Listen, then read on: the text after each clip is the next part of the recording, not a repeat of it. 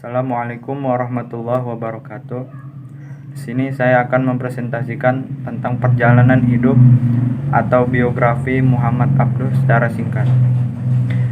Muhammad Abduh lahir di Delta Nil yang sekarang masuk dalam wilayah Mesir sejak tahun 1849. Ayahnya bernama Abdul Hasan Khairullah, seorang imigran dari Turki, dan ibunya kebangsaan Arab yang mempunyai garis keturunan dari Khalifah Umar bin Khattab. Muhammad Abduh sejak kecil sudah dididik dengan baik oleh ayahnya, sehingga pada usia 12 tahun ia sudah mampu menghafal Al-Quran. Kemudian ayahnya mengirim Muhammad Abduh ke tempat pendidikan yang lebih formal di perguruan di Masjid Ahmadi untuk mempelajari bahasa Arab, sorof, nahwu, dan lain-lain yang terletak di desa Tanta. Namun ia merasa belajar di sana sangat monoton dan ia tidak memahami ilmu yang ia pelajari, sehingga ia memutuskan untuk pulang kampung ke Mahallah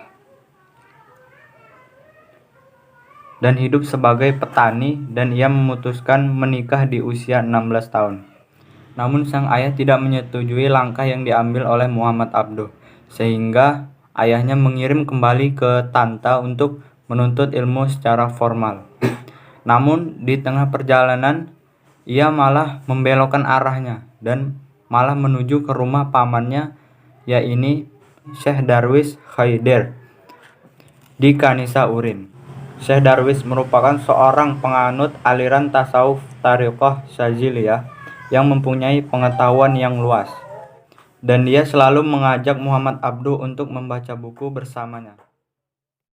Muhammad Abduh diabadikan dalam buku yang berjudul Muzakareh Al-Iman, karya muridnya Muhammad Rashid Ar-Ridhoi. Buku ini menjelaskan bahwa saat itu ia membenci melihat buku, dan buku yang diberikan oleh Darwis itu dibuangnya jauh-jauh. Lalu buku itu diambil oleh Darwis lagi. Darwis selalu sabar menghadapi Abdul. Darwis dan lalu memberikan kepada Abdul. Pada akhirnya Abdul mau membaca buku tersebut. Setiap barisan, Darwis memberikan penjelasan yang luas tentang arti maksud dalam kalimat. Hingga akhirnya Abdul berubah sikap terhadap buku dan ilmu pengetahuan. Ia kembali ke Tanta pada bulan Oktober pada tahun 1886 atau sampai dengan 1286.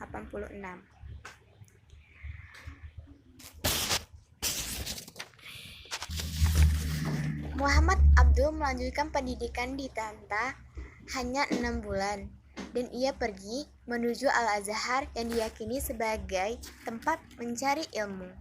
Ia pun hanya mendapatkan ilmu agama dengan metode yang sama seperti di Tanta.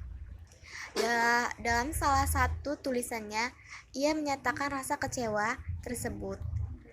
Metode pengajaran yang verbalis yang telah merusak akal dan nalarnya.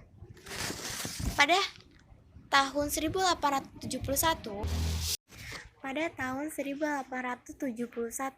Abdul bertemu dengan Jamaluddin Al-Afghani yang datang ke Mesir pada tahun itu. Al-Afghani mendapatkan pengetahuan filsafat, ilmu kalam, dan ilmu pasti atau esak. Metode yang dipakai oleh Al-Afghani adalah metode yang ia cari selama ini, hingga Abdul mengungkapkan bahwa Al-Afghani telah melepaskan dari kegoncangan jiwa yang ia alami. Dari kegoncangan jiwa tersebut, Al-Afghani seorang pemikiran modern yang memiliki garis keturunan Hasan bin Ali bin Thalib. Ia adalah ulama yang sangat besar dan sangat cerdas dalam memecahkan persoalan-persoalan rumit, seperti solusi ia berikan saat Mesir mengalami keuangan akibat hutang-hutang negara pada kurang waktu tahun 1871 sampai 1879.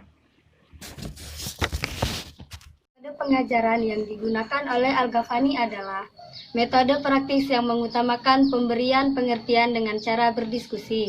Selain pengetahuan teoritis, Al-Ghafani juga mengajarkan pengetahuan praktis seperti berpidato, menulis artikel, dan sebagainya. Ia memiliki pemikiran dan semangat tinggi untuk memutus mata rantai kejumudan berpikir dan cara-cara berpikir yang fanatik. Akhirnya, Muhammad Abduh menjadi pelopor penyebaran pemikiran Jamaluddin Al-Ghafani di kampus Al-Azhar. Hingga berkembang luas, ia mengajarkan berbagai mata pelajaran seperti teologi, sejarah, ilmu politik, dan kesastraan Arab. Kegiatan pembelajarannya dilanjutkan lagi di Beirut. Di sini pula ia menyelesaikan penulisan bukunya, yang termasuk Risalah Al-Tauhid yang mulai ditulisnya semasa mengajar di Madrasah Sultaniyah. Di samping beberapa buku terjemahan yang lain untuk kepentingan gerakan, Syekh Muhammad Abduh telah menulis beberapa buku, antara lain Al-Islam wa Nasrahaniyah Ma'al Ilmi wal Madaniyah. Tahun 1888 ia kembali ke Mesir setelah selesai masa pengasingannya. Ia diperbolehkan kembali ke Kairo dan memimpin Al-Waqai Al-Misriyah. Tahun 1882 bersama Irabi Pasha, Abduh ikut bergabung dalam gerakan politik menentang ketidakadilan negara. Ia diasingkan kembali ke Beirut dan Perancis. Di Perancis, dia bertemu dengan Jamaluddin Al-Afghani dan kemudian menerbitkan majalah Al-Urwatul Wuthqa. Lalu ia kembali ke Mesir. Ia tidak diperbolehkan mengajar. Ia kemudian bekerja sebagai hakim agama dan berhasil membawa perubahan di lembaga pendidikan tertua tersebut. Ia diangkat menjadi mufti sejak tahun 1899. Pembaruan kedua yang dilakukan menggantikan Syekh Hasanuddin Al-Badawi. Usaha pertama yang dilakukannya adalah memperbaiki pandangan masyarakat, bahkan pandangan para mufti sendiri tentang kedudukan mereka sebagai hakim. Para mufti sebelumnya berpandangan bahwa mufti bertugas sebagai penasehat hukum bagi kepentingan negara. Di luar itu, seakan mereka melepaskan diri dari masyarakat umum yang mencari kepastian hukum. Namun bagi Abduh, seorang mufti tidak hanya bekerja pada negara, tetapi juga bekerja pada masyarakat luas. Sehingga Muhammad Abduh tidak hanya dibutuhkan oleh negara, tetapi juga dibutuhkan oleh masyarakat luas. Langkah pembaruan ketiga yang dilakukannya adalah mendirikan organisasi sosial yang bernama Al-Jamiat Al-Khairiyah Al-Islamiyah pada tahun 1892. Organisasi ini bertujuan untuk menyantuni fakir miskin dan anak-anak dari keluarga yang tidak mampu. Selain itu, Majelis Wakaf juga merupakan salah satu institusi yang tidak luput dari perhatiannya, sehingga ia membentuk Majelis Administrasi Wakaf dan berhasil memperbaiki perangkat masjid. Dengan demikian, tidak semua ide dan pemikiran pembaruan dilakukan dapat diterima oleh penguasa dari pihak Al-Azhar. Penghalang utama yang dihadapinya adalah para ulama. Abduh jatuh sakit dan meninggal pada 8 Jumadil Awal 1323 Hijriah atau 11 Juli 1905. Jenazah Muhammad Abduh dimakamkan di negara di Kairo. Faktor yang mempengaruhi pemikiran Muhammad Abduh yang pertama itu faktor sosial. Itu karena sikap hidupnya dibentuk oleh keluarganya dan gurunya, yaitu seperti Syekh Darwis dan Syed Jamaluddin Al-Ghafani. Yang kedua itu ada faktor lingkungan. Sistem pendidikan di Tahta dan Mesir tidak efektif. Sikap keagamaan yang statis, pikiran-pikiran yang jumud. Terus yang ketiga ada faktor kebudayaan. Ilmu yang diperoleh selama belajar sekolah-sekolah formal, pengaruh pemikiran Jamaluddin, pengalaman ditimbangnya diri barat ketika diasingkan ke Paris. Lalu juga ada faktor politik, itu bersumber dari situasi politik sejak ia tinggal di lingkungan keluarga, di Mu'allaf, Nasar, sampai kuliah hingga wafat. Pembaruan Islam yang dilakukan oleh Muhammad Abduh tidak lepas dari karakter dan watak yang ia miliki sejak kecil, yaitu cinta terhadap ilmu pengetahuan. Muhammad Abduh memiliki 3 agenda pembaruan. Yang pertama yaitu purifikasi atau pemurnian.